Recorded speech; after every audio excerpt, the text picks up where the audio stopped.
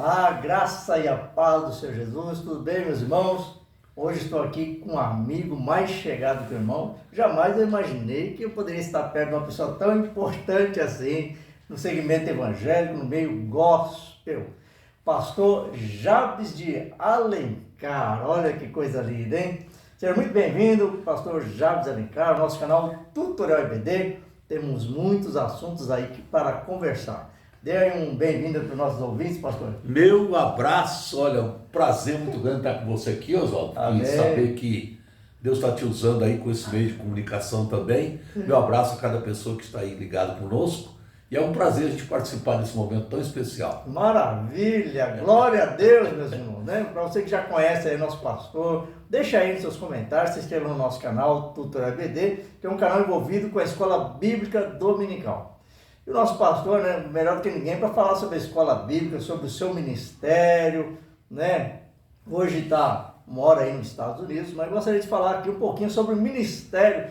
Como que funciona esse seu ministério? Como que ele começou, pastor? Foi um chamado de Deus? Na realidade, eu sou filho de pastor. Filho de pastor. São 11 irmãos, dos 11, 8 são pastores. 8 pastores. Pastores, é. Família Meu pai é um pastor, abençoada. Meu pai é um pastorzão tradicional da Assembleia de Deus, né? Começou lá no Nordeste, né? Meu pai é pernambucano, eu sou paraibano, minha mãe cearense, família toda do Nordeste, né?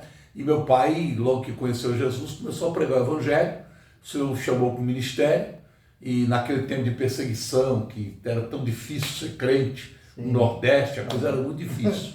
E eu nasci em Cajazeiro, na Paraíba, e filho de pastor, tal, vendo também a batalha da família. Nunca passamos fome, mas a dificuldade financeira sempre foi muito forte. E eu sempre falei, eu não quero saber de ministério, né? Como sempre, eu era chamada a ovelha negra da família, gostava de jogar bola, não sei o quê, e era tudo naquela época. São esses aí que Deus... Deus pega e faz a surpresa. Eu comecei a ter sonhos, né? Eu trabalhava no banco já, eu era subgerente do banco, e de repente eu comecei a ter sonhos, colhendo fruta, socorrendo pessoas, e aí eu vi 2 pessoas morrerem no período de 10 dias, de 6 dias, eu vi 2 mortes na minha frente, e quando essas mortes aconteceram, veio uma pergunta para o meu coração: para onde foi essa alma? E foi assim que eu senti a chamada de Deus para o ministério. Preciso fazer alguma coisa. Preciso fazer alguma coisa. E aí eu saí do banco, fui para o Instituto Bíblico da Assembleia de Deus em Pindamonhangaba, estudei lá, e que quando terminei o curso, eu fui pastorear a primeira igreja na cidade de Garatá, interior de São Paulo, uma igrejinha pequenininha e tal. Ali eu comecei meu ministério, sempre também muito interessado em cruzadas, em ganhar almas na rua. Eu li um livro uma vez que impactou a minha vida, Conquistando Almas Lá Fora, Onde os Pecadores Estão. Esse livro mexeu muito comigo, porque muitas vezes a gente fica pedindo para as pessoas só virem à igreja, mas a igreja tem que ir até elas. Jesus falou: ide por todo mundo. Falou ide, não esperar. Não esperar vinde, né? Então a igreja tem que ir, e é assim que a gente tem que entender. E o ministério do meu pai sempre foi muito forte também no ensino, escola dominical, né? Aproveitando que a EBD está aqui, né? Escola dominical, o papai nunca deixou a gente perder a escola dominical, onde a gente tem a base teológica, a base do conhecimento. E como o senhor chegou em São Paulo? Como é que foi essa vinda para São Paulo? Então, meu pai tinha vindo do Nordeste, pastoreando em São José dos Campos. Ele era pastor de uma grande igreja, a Assembleia de Deus, lá em São José dos Campos. E aí, através disso, a gente veio para São José e depois viemos para São Paulo. E em São Paulo eu fiquei aqui um período de uns 2 anos, fui para os Estados Unidos, fiquei 1 ano, e na volta dos Estados Unidos, Deus colocou no meu coração começar um trabalho, que foi exatamente no bairro do Bom Retiro, a Assembleia de Deus, que ficou conhecido como Assembleia de Deus do Bom Retiro. Que ano foi isso, pastor? Em 88. 88. Nossa, faz tempo, hein? Faz um bocado de tempo. Tinha 30 anos de idade. E Bom Retiro, quando o senhor começou, já era aquela igreja grande? Já era? Não, nós começamos só a família. Nós começamos só a família. Meu pai tinha deixado a igreja em São José dos Campos, nós viemos para São Paulo, e aí cada um ia numa igreja, ia no outro. Aí um dia Deus começou a falar comigo: não, junta todo mundo e faz um trabalho. Aí alugamos um salãozinho, que cabia o quê? 70 pessoas, 80, e começamos assim. Aí Deus me deu estratégia por isso que eu fico feliz em participar aqui, porque quando tem mídia, qualquer meio de comunicação, o alcance é maior. Maior, é E verdade. Deus me deu estratégia de ir para a rádio. Foi quando eu fui para a Rádio Morada do Sol, na época, em 88, junto com o Caleb. E tivemos um programa que ficou muito conhecido, que era Mensagem de Esperança. Mensagem de esperança. João Caleb e pastor Jacques Alencar. Foi essa dupla que caminhou muitos anos. Depois eu levei o programa para a televisão. Fiquei na TV mais de 20 anos com o programa Mensagem de Esperança. Inclusive, eu assistia muito o programa do pastor, eu assistia. Era sempre... Eu lembro de uma frase que ele dizia sempre lá. O cartão de identidade do cristão. O amor é o cartão de identidade do cristão. Tinha né? sempre essa frase do dia. Sempre. Eu encerrava o programa com duas frases. Recuar jamais, parar nunca, avançar sempre. E o amor é o cartão de identidade do cristão. É verdade, olha aí. E quanto tempo o senhor ficou na TV? Pastor? Mais de 20 anos, 22 anos. Um bom tempo. 22 anos, Sempre estava junto com o pastor Silas. Ele era antes ou depois de mim. A gente foi na Record, tinha um programa na Record, tive um programa na Band e depois tive um programa na Rede TV há muito tempo, que era a Manchete, a antiga TV Manchete. Então a igreja alcançou um crescimento muito grande pela misericórdia de Deus e fizemos um trabalho aqui em São Paulo que atingiu o Brasil inteiro. Eu cheguei a ter 150 filiais. Além da sede, tinha mais de 150 congregações. Foi um trabalho realmente abençoado. Olha, a Assembleia de Deus Bom Retiro, essa foi conhecida, viu, pastor? Ficou, realmente, As campanhas quarta-feira, eu não perdia uma. Nós tínhamos a quarta-feira da vitória, nós tínhamos a festa dos estados, que tinha as barracas, nós tínhamos o congresso Avivamento Total, nós tivemos bastante atividade. E depois, eu sei que você ia até perguntar, talvez, sobre isso, depois Deus colocou no meu coração, logo com 3 anos da igreja, Deus colocou no meu coração também trabalhar com os pastores das outras igrejas. Sim, sim. Eu sempre tive essa visão de unidade. Eu sempre aprendi que Jesus não veio fundar uma denominação. Ele veio fundar a sua igreja. Ele disse, eu edificaria a minha igreja. Então as placas são muitas. Eu sempre tive um sonho, pastor, não cortando aqui o senhor, mas Bom Retiro, por exemplo, eu entrava lá, uma igreja muito grande. E eu ficava pensando, o tamanho do desafio, né? Eu falei, esse pastor é muito corajoso. Um desafio daquela magnitude. Como é que surgiu isso daí, pastor? Então, foi uma coisa natural, porque o crescimento foi acontecendo naturalmente. Foi explosivo, porque a gente não esperava. Como a gente tinha muito contato com pregadores, com cantores, a gente trazia muita gente conhecida.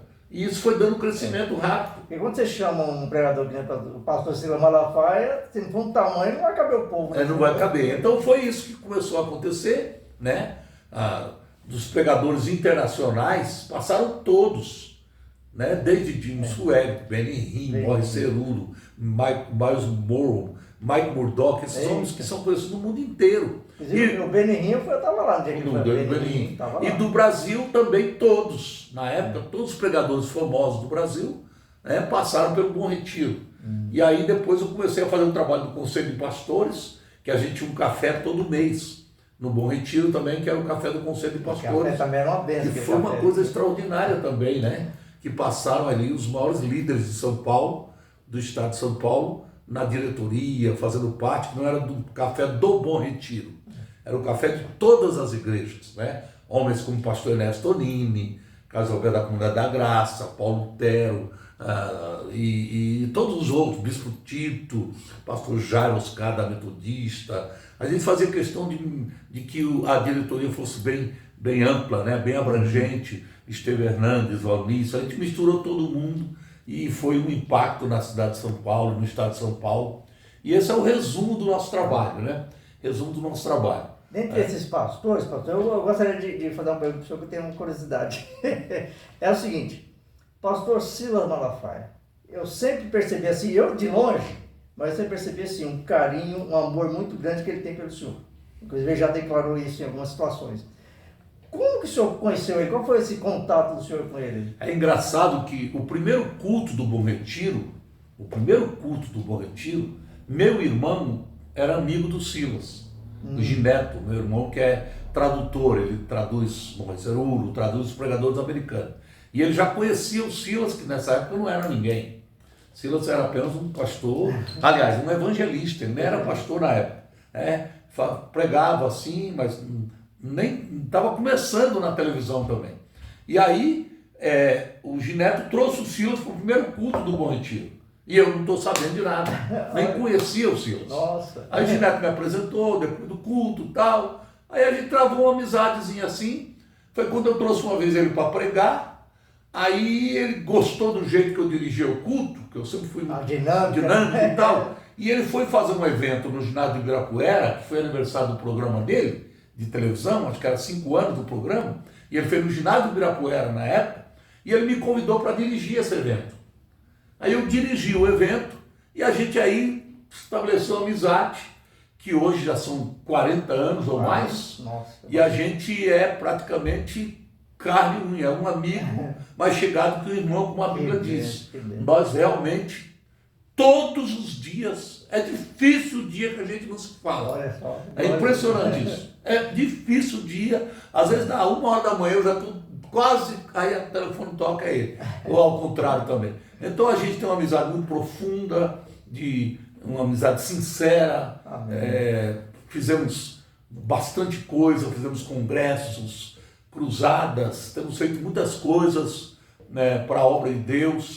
Silas é uma pessoa totalmente comprometido com a palavra de Deus. Amém. Um homem de caráter, um homem de testemunho ilibado, uma pessoa que tem sido uma bênção para a igreja no Brasil, dos posicionamentos. Ele é muito dinâmico e forte na sua defesa, principalmente na defesa da verdade do Evangelho, da família, dos valores cristãos. Então a gente tem uma amizade muito grande. Coisa linda. Além de Silas, tem outros também, mas você puxou um assunto que é muito interessante. A gente pergunta, você vê, hoje meu irmão quase não tem amizade com o Silas. E o senhor tem mais. Eu também essa amizade profunda, a gente encaixou, sabe?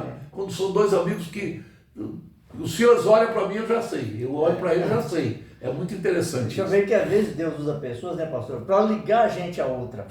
Como um canal, né? Através dessa pessoa você conhece outra e tal, que melhora a tua vida e muda tudo. Deus usa pessoas para abençoar a vida da gente, para abrir portas, para trazer outros. É bíblico isso. A gente vê que Paulo andava sempre com alguém. Era Paulo e Barnabé, depois Paulo e Silas, Pedro e João na porta do templo fazendo um milagre. Então isso é interessantíssimo. Inclusive a maneira do pastor já de se comunicar, você vê que por isso que não é muito bom a pessoa ser tímida, né, pastor? Se a pessoa ser aberta, se comunicar, então você vê, uma pessoa que chama outra e convida.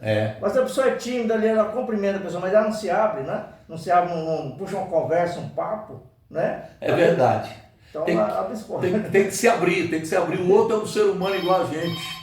Estamos falando aqui algo muito interessante a respeito da obra de Deus. E eu estou feliz de participar desse momento, desse canal que Deus levantou de uma forma especial, de uma forma especial. Eu louvo a Deus e quero agradecer. Continuando aqui o nosso bate-papo, espero que você esteja gostando. Deixa um like aí, um comentário aí. Exatamente. Compartilha o vídeo, inclusive manda para o pastor Silas Malafaia. Tem que marcar o pastor Silas aí. Pastor, vem cá. Seria muito bom de ficar aqui conversando horas e horas, porque o pastor tem muito para passar para a gente aqui, muitas experiências. Hoje, pastor, é o seu ministério. Fiquei sabendo que o senhor foi para os Estados Unidos. Na verdade, quando eu tive contato com o senhor, eu pensei que o senhor estava aqui ainda, mas o senhor já estava lá. Já estava lá, Na verdade, eu em 86, que foi exatamente 2 anos antes de eu começar a Igreja do Bom Retiro, eu fui morar na América. E quando eu fui para a América, alguém me orientou e falou assim, eu não pego visto de turista não, pego visto de green card. Porque eu não sabia o que era isso. Era o livre acesso? Green card é uma residência, você fica como residente dos Estados Unidos, entendeu? Aí eu peguei esse green card. Mas não é fácil pegar esse visto não. Não, na época era muito fácil. Nessa época era fácil, tirava aqui mesmo do Brasil. Hoje é complicadíssimo. Tá bem complicado. Hoje tem gente que dá a vida para tirar um negócio dele. E depois, por quê? Porque depois de 5 anos que você tem um green card, você tem a oportunidade de ser cidadão americano. Então, por 5 anos que eu estava lá, com brincar, eu peguei a cidadania. Então, eu tenho um passaporte americano. Estou falando com o americano. Hoje eu tenho 3 cidadanias. Eu sou cidadão brasileiro, cidadão americano, mas o principal, eu sou cidadão dos céus. Cidadão do céu. Essa é a Eita principal. Essa ninguém pode perder. Então o inglês está afiado. Mais ou menos. Sabe o que acontece? A gente vai para os Estados Unidos e se mistura só com o brasileiro. Então você vai para o supermercado brasileiro, farmácia brasileira, borracheiro brasileiro, contador é brasileiro. É interessante isso. Vai para a igreja brasileira, os amigos são brasileiros, então você quase não pratica o inglês. Que é um erro que a gente comete, né? Agora que eu falei, não, vou dar uma estudada, mas depois de velho também para guardar é muito difícil. Inclusive, pastor, eu me lembro que na época do Bom Retiro lá, o senhor estava estudando direito, não estava naquela época? Fiz faculdade de direito. Você lembrou bem. Aqui também, você lembrou bem, eu fiz faculdade de direito. Eu até terminei e quando eu terminei foi uma festa assim, no meu coração foi uma alegria muito grande, porque eu não fiz jovem, eu fiz faculdade de Direito, já tinha 48 anos de idade quando eu comecei. Terminei com veterano da sala. 53, era o veterano da sala. E lá como o senhor vive lá? Aí, depois desse tempo do Bom Retiro, quando eu tive um problema de saúde, né, eu passei a igreja, eu entreguei a igreja, e hoje a Igreja Assembleia de Deus do Bom Retiro é ligada ao Ministério do Braz, pastor Samuel Ferreira, a bispo Samuel Ferreira, a Debraz, inclusive puseram o nome, a Debraz Bom Retiro, né? E aí como eu sou cidadão americano, eu peguei e falei, eu vou morar na América, vou descansar um pouco. A gente nunca descansa, né? Então estou morando nos Estados Unidos, lá em Orlando, na Flórida, mas estou sempre no Brasil, pregando em congressos, em conferências, em igrejas. Esse é o nosso ministério hoje, né? E dentro desse contexto, Deus tem feito coisas tremendas, eu sou muito grato a Deus. Não tenho palavras para agradecer, não sou melhor do que ninguém. Eu sempre digo, Deus, só podia ter usado tanta gente. É verdade. Só me escolheu pela sua misericórdia. Então eu sou muito grato a Deus e eu trago como lições profunda fé em Deus, perseverança, determinação, coragem. Você sabe que a pandemia deixou muita gente com medo. Sim.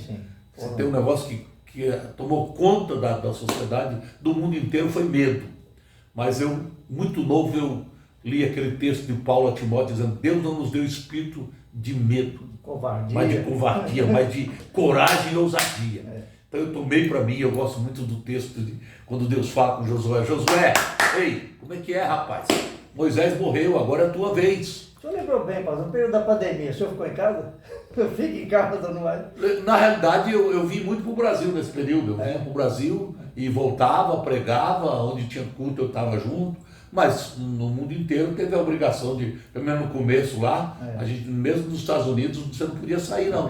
Não, o mundo inteiro foi afetado, né? Um país de primeiro mundo, uma potência como aquela, a gente ficava dentro de casa, ia para o supermercado, tinha fila do lado de fora, entrava um por um. E foi um momento muito bom também de se pregar a palavra, né? Mas aí Deus preparou, foi o momento onde mais se pregou a palavra de Deus, através das redes sociais. Muita gente em casa, ligava a TV ou a internet. Você vê que, por exemplo, a minha esposa, a pastora Nani, nessa época, ela começou a fazer uma live chamada Caminhando com as Amigas, 9 horas da manhã. Depois nós começamos a fazer à noite, chamado Quarto de Guerra. E já são 4 anos que ela tem diariamente, de segunda a sexta-feira, esta live chamada Quarto de Guerra, todo dia, meia-noite, no horário do Brasil. Você que está assistindo, se não assistiu ainda, no Instagram, PRA de pastora, PRA Nani. Então todo dia, meia-noite, pastora Nani tem uma live poderosa de oração, chamada Quarto de Guerra. Qual a duração da live dela? É 1 hora. 1 hora? É de meia-noite até 1 da manhã. Guerreando. E você entra lá, você fica impressionado, são 2.000 pessoas. Eita glória! Meia-noite, gente. Meia-noite. É uma coisa extraordinária. Falando nisso, tem muita gente também sofrendo de insônia, né, pastor? É outra doença também, são coisas agora dessa reta final, né? É depressão, é síndrome de pânico, é ansiedade, é medo, né? E a insônia, é esse tipo de coisa. E para tudo isso, nós só temos um remédio, é a palavra de Deus, é buscar a Deus, é estar mais na igreja. Falando nisso, pastor, o senhor tem algum canal que o senhor faz programa ou o senhor faz junto com a esposa? Não, eu tenho o meu Instagram, Jabes Alencar. Jabes Alencar. Lá o senhor deixa uma palavra? Eu sempre deixando uma palavra, coloco alguma coisa de outras pessoas também. Eu agora estou com um projeto, daqui a uns 15 dias eu vou começar um trabalho especial sobre escatologia, que eu amo muito da escatologia, que é a doutrina das últimas coisas. Quando você fala em arrebatamento da igreja, grande tribulação, milênio, anticristo, juízo final, eu amo essa matéria. E a gente está vendo muitas aberrações aí hoje, muitas invenções. Então eu vou começar um trabalho especial sobre isso. Olha que benção, hein? Então vou anunciar no meu canal aqui. Tá bom. Então, pessoal, acho que é isso aí. A gente tem muito mais assunto para conversar, né? Mas não quero tomar muito tempo do pastor também. Eu quero agradecer, viu? Isso. Eu gostaria agora de deixar uma palavra para o pastor, uma palavra final. Não só uma palavra de agradecimento, mas também uma palavra, né? De ânimo, sei lá, uma palavra de incentivo para quem está nos ouvindo aí. Pode dar uma palavra para nós, pastor. Alguém já disse que o esporte mais praticado no Brasil não é basquete, não é futebol, não é vôlei, é jogar toalha, é desistir. Infelizmente, o brasileiro que é tão para cima tem sofrido há muitos anos de um espírito de desistência. E eu queria me dirigir a você que está assistindo. Nunca desista. Nunca desista. Nunca jogue a toalha. Essa expressão veio do boxe, né? Quando o boxeador está apanhando, aí o técnico joga a toalha dizendo, parou. Desiste. Ele desiste. Não deixe ninguém jogar a toalha por você e nem você jogar a toalha jamais. Tente mais uma vez, se esforce mais uma vez. O Deus que você serve é o Deus da segunda chance. Deus não descarta ninguém. Não há na Bíblia nenhum exemplo de Deus dizendo assim, nunca mais te dou uma chance. Não existe isso. O diabo fala isso, mas é mentira do diabo. Então você que está ligado aqui, eu tenho certeza Deus tem algo para a sua vida. Você não estaria aqui. A prova que Deus tem algo para a sua vida é que você está aqui. Eu quero me dirigir a você pedindo isso. Nunca desista. Eu tenho essa frase que me acompanha desde o início do meu ministério. Eu estava atrás de um carro e no carro tinha uma placa. Lutar sempre, vencer talvez. Eu falei, não, essa não é a minha frase não. Minha frase é recuar jamais, parar nunca, avançar sempre. Tem o mar? Tem faraó atrás? Tem. Mas tem um Deus que abre o mar. Tem um Deus que opera milagres. Sempre em frente. Sempre em frente. Aleluia. Amém? Hoje melhor do que ontem e amanhã melhor do que hoje. Eita, agora. Obrigado, pastor. Amém. Eu ministro a bênção em nome do Senhor. Eu quero louvar Deus pela tua vida, te parabenizar. Amém. Faz o projeto, bota para quebrar. Parabéns mesmo por isso. E obrigado pelo privilégio de estar aqui. E você sendo uma bênção também nas mãos de Deus, através do trabalho que você tem também secularmente, abençoando a gente. E tudo isso é o corpo de Cristo. Aleluia. Amém. Glória a Deus. Um abraço. Deus abençoe.